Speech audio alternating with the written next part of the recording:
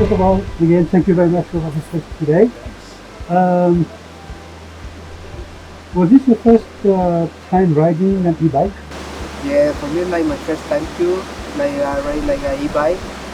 Yeah, it's very comfortable, especially up the hill, you know. And yeah, the tour is like very nice, and yeah, very good.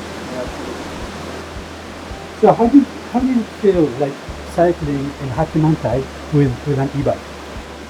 You know, being on an e-bike allows you to enjoy the scenery. If you're on a regular bike, you'd be tired.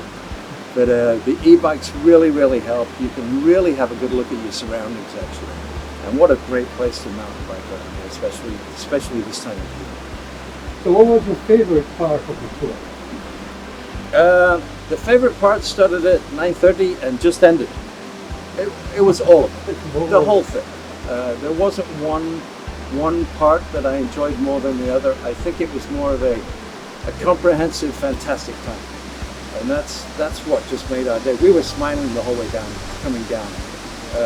From 9:30 till now, it's all been just a fantastic day for everybody, I think, especially me.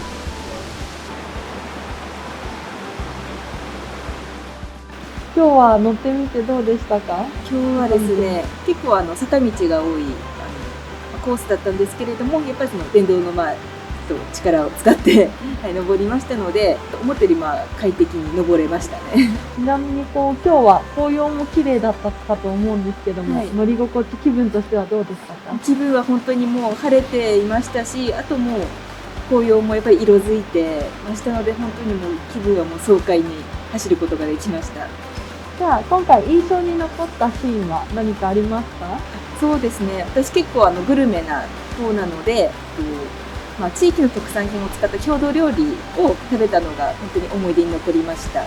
私盛岡出身なんですけれども、盛岡にはない風景や自然をこういった安比の地で体験することができまして、本当にもう自分の中のちょっと考え方や楽しみ方が変わること、楽しみ方を変えることが本当にできましたので、本当にいい一日になりました。ありがとうございました。